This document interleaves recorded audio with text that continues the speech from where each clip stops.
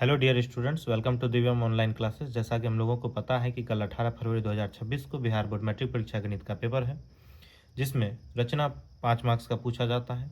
इसलिए कम समय होने के कारण से मैं इसे शॉर्टकट तरीके से आप लोगों को सिखाने के लिए जा रहा हूँ। ठीक है, जिसमें आइए देखते हैं कि सबसे जो पहला क्वेश्चन है प्रश्नावली 11.1 का, वो कह रहा है कि 7.6 सेंटीमीटर लंबाई का रेखाखंड खींचे और इसे 5:8 के अनुपात में विभाजित करें, दोनों भागों को मापिए।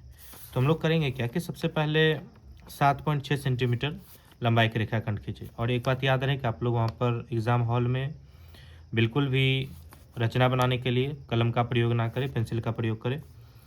और देखते हैं 7.6 सेंटीमीटर लंबाई का रेखाखंड। तो हमने यहाँ पर 7.6 सेंटीमीटर लंबाई का रेखाखंड खींच लिया। ठीक है, ये समझते हैं।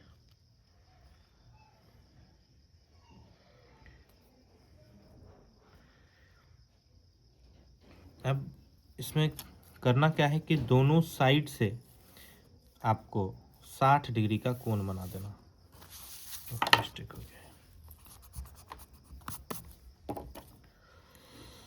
ध्यान रखना है कि पेंसिल और डिवाइडर का संतुलन सही से बना रहे। ये देखिए,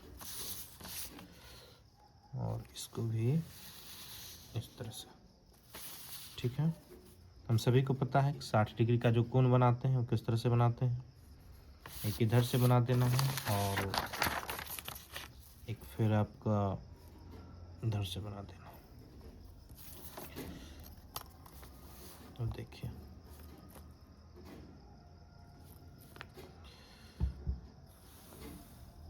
ये हो गया और फिर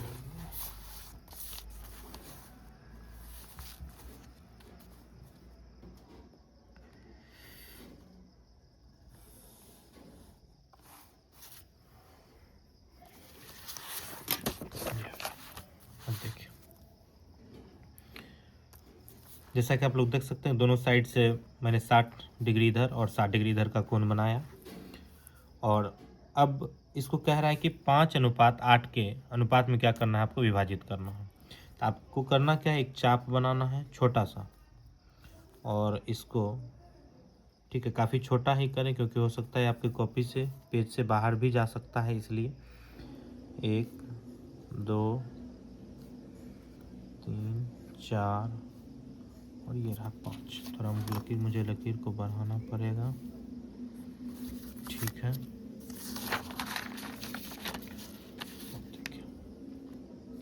एक 2 3 4।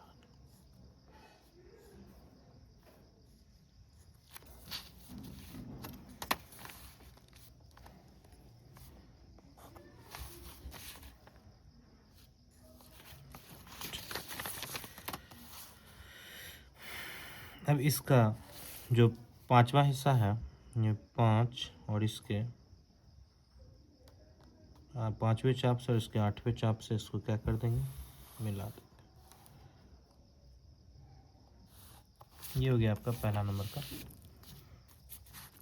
रचना तैयार। अब इसमें इसका नाम रखेंगे ए, इसका नाम बी। ये ए हुआ तो इसको कहेंगे A1, ये A2, ये A3, ये A4 और ये A5। ठीक है, ये हो गया आपका B1, B2, B3, B4, B5, B6, B7, B8। इसको O मान लेते हैं।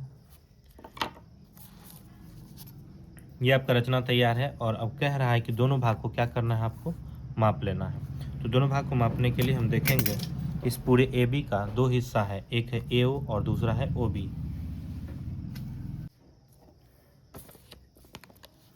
स्केल के सहारे आप AO और OB इसको माप करके यहाँ पर लिख सकते हैं। अब ये है आप लोग का क्वेश्चन नंबर 2, जिसमें दिया है कि 4 सेंटीमीटर, 5 सेंटीमीटर और 6 सेंटीमीटर भुजाओं वाले त्रिभुज की रचना करें और फिर इसके समरूप एक अन्य त्रिभुज की रचना करें जिसकी भुजाएं दिए हुए त्रिभुज की संगत भुजाओं की 2/3 गुनी हो। देखिए सबसे पहले हम लोग इसमें क्या देखेंगे कि जब आपका अनुपात इस तरह से हो, जैसे 2/3 गुनी हो, आप देख सकते हैं ऊपर पर जो अंक है वो छोटा है और नीचे क्या है, बड़ा है। इसमें क्या होगा कि आपका जो त्रिभुज होता है वो अंदर बनता है। ठीक है, आइए इसको हम पहले चित्र के माध्यम से समझते हैं कि जैसे कि मान चलिए अगर आपका ये ऊपर बड़ा है, जैसे आपका ये क्या है कि एग्जाम्पल में कहें तो ऊपर 7 है, नीचे क्या है आपका 4 है। इसका मतलब कि जो त्रिभुज है ऊपर बड़ा है, 1 मिनट समझिएगा, ऊपर बड़ा है और नीचे क्या है, छोटा है। तो जो अन्य त्रिभुज जो बनेगा वो बनेगा क्या, बड़ा। जब याद रखिएगा, जब ऊपर बड़ा तो त्रिभुज बाहर की ओर, और जब ऊपर छोटा तो त्रिभुज अंदर की ओर। समझ में आ गया।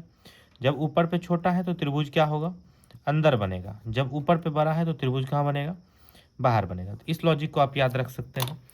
ठीक है, क्योंकि अभी समय कम है तो कम समय के लिए फिलहाल मैं आप लोग को एक ट्रिक बताने के लिए जा रहा हूँ कि सबसे पहले देखिए क्या है कि यहाँ पे 4 सेंटीमीटर, 5 सेंटीमीटर और 6 सेंटीमीटर भुजाओं वाला क्या है, त्रिभुज है। तो सबसे पहले हम लोग करेंगे क्या कि 6 सेंटीमीटर भुजाओं वाली एक त्रिभुज मतलब कि जैसे कि 4, 5, 6 का बनाना है तो सबसे पहले जो आधार मानेंगे तो बड़ी भुजाओं को आधार मानेंगे।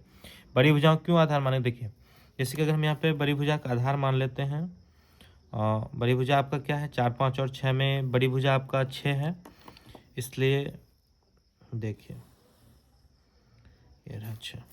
ठीक है, थोड़ा पेंसिल पतला कर लेते हैं। और एग्ज़ाम हॉल में आप लोग का हाथ थोड़ा चलना चाहिए। ठीक है, या मैं आप लोग को समझा रहा हूँ तो इसमें, और आप जब परीक्षा में बैठिएगा तो उसमें अंतर होता है। ठीक है, और देखिए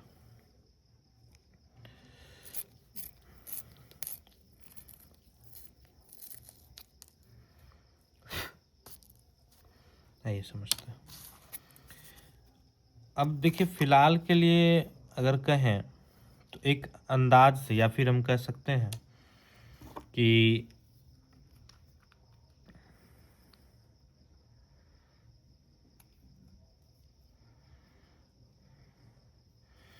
इस स्केल पर 4 सेंटीमीटर का माप लेते हैं। पहले ये रहा 4, इस तरह से कितना सेंटीमीटर माप लिए, 4। ये काम आपको अलग जगह पर करना है, ना कि जिस पेपर पे आप कंस्ट्रक्शन बनाइएगा उस पर। तो देखिए ये हो गया आपका, इधर से काट ली। अब एक साइड का रहा है 5, नीचे तो आपका 6 ऑलरेडी हो गया है, तो एक 4 हो गया और दूसरे साइड देखते हैं 5, ये हो गया आपका 5 सेंटीमीटर। अब करेंगे क्या, उधर 4 और इधर से हम लोग 5 काट लेंगे। अब आपका ये त्रिभुज तैयार हो जाएगा। आइए देखते हैं। देखिए कंस्ट्रक्शन जो रचना है काफ़ी आसान है और आपको ये कम समय में 5 नंबर दिला देता। देखिए इस तरह के पेंसिल से आप लोग बचिएगा एग्ज़ाम हॉल में, क्योंकि वहाँ आपका ये समय बर्बाद कर सकता है काफ़ी ज़्यादा। आप देख सकते हैं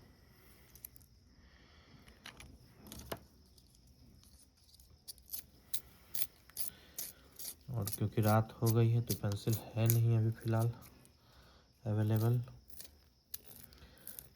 इसी से ही काम चलाना पड़ेगा। नहीं देखते तो कुछ आ ही नहीं रहा है।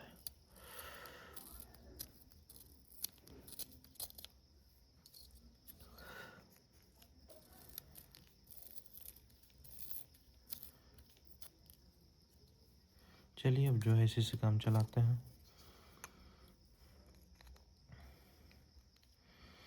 आप लोग वहाँ इसका जो पॉइंट है इसको पतला करके रखिएगा।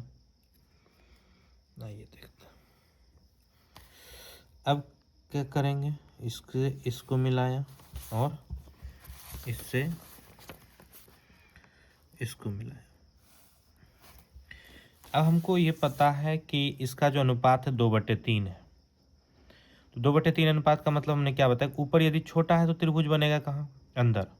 अगर ऊपर बड़ा है तो त्रिभुज बनेगा बाहर। इसका मतलब है, अंदर करने का मतलब क्या हुआ, यदि अनुपात 2/3 है तो त्रिभुज अंदर बनेगा। नया त्रिभुज जो बनेगा वो आपका इस त्रिभुज के अंदर आएगा। ठीक है, तो इसके लिए सबसे पहले हम लोग क्या करते हैं, अपने हिसाब से एक नीचे खींच लेते हैं। ठीक है, अब देखिए इसमें 2 और 3 में ध्यान से समझिएगा, इस 2 और 3 में, ये रफ का पार्ट मैं आप लोग को समझाने के लिए कर रहा हूँ, जो कि आपको परीक्षा हॉल में बिल्कुल भी नहीं करना है। 2 और 3 में बड़ा कौन है, कहेंगे 3 है। तो इसको हम लोग क्या करेंगे, 3 चाप काट लेते हैं किस बिंदु से, जहाँ से कि हमने ये लाइन को आगे बढ़ाया है। देखिए ये हो गया 1, ये हो गया 2, ये हो गया 3, ठीक है। अब देखिए अगला स्टेप क्या करेंगे कि जो नीचे है, ठीक है, उससे क्या करना है, इसके फाइनल पॉइंट को मिलाएंगे, त्रिभुज के एक शीर्ष को मिला देंगे। तो नीचे आपका कौन सा है, देखिए इस वाले में 2/3 है, तो नीचे 3 है, नीचे क्या है 3 है, तो इसको क्या करेंगे इस तरह से मिला दें। हालांकि इसका प्रोसेस और भी है, लेकिन अभी फ़िलहाल समय के अभाव के कारण से मुझे इसको बताना पड़ रहा है। देखिए अब ऊपर पे क्या है 2 है, तो इसको क्या करेंगे अब हम 2 से मिला देंगे, जैसे देख सकते हैं।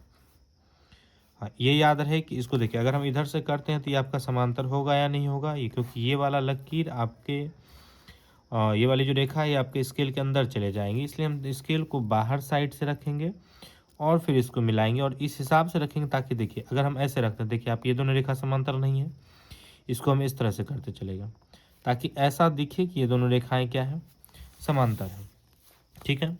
ऐसा करने के बाद फिर हम अगली बार क्या करेंगे, देखेंगे क्या कि ये है, फिर इधर देख सकते हैं आप, देखिए ये भी इसके क्या हो गया, अब समांतर हो गया। तो जैसे ही ये इसके समांतर होता है, ठीक है, तो आप देखिए ये जो नया त्रिभुज जो बना, पहले त्रिभुज क्या था ABC, आप कहिएगा पहले का त्रिभुज था ABC, नया त्रिभुज क्या बना D और ये, मतलब एक जो नया लकीर है, ये क्या है 2/3, इसीलिए मैंने कहा था कि यदि ऊपर छोटा होगा तो त्रिभुज बनेगा अंदर। तो आप देख सकते हैं पहले त्रिभुज ABC था, तो एक लाइन और यहाँ पे आया, तो इसके कारण से आपका BD छोटा त्रिभुज बना, ठीक है। अब ये B है, तो इसको हम लोग कहेंगे, हम बताए हैं कि चाप को B1 B2 B3 से रिप्रेजेंट करते हैं। ये आपका ग्राफ, सॉरी ये आपकी रचना क्या होगी, फाइनल, यहाँ पर आपका ये रचना फाइनल हो जाता है, ठीक है। इसमें कम समय में आप लोग जो है 5 मार्क्स ला सकते हैं, ठीक है। और ये जितना भी ये जो रफ वर्क है, ये मैंने आप लोग को समझाने के लिए किया है, जो कि आप लोग को परीक्षा हॉल में बिल्कुल भी नहीं करना है, ये सब चीज़ों का ध्यान रखें, ठीक।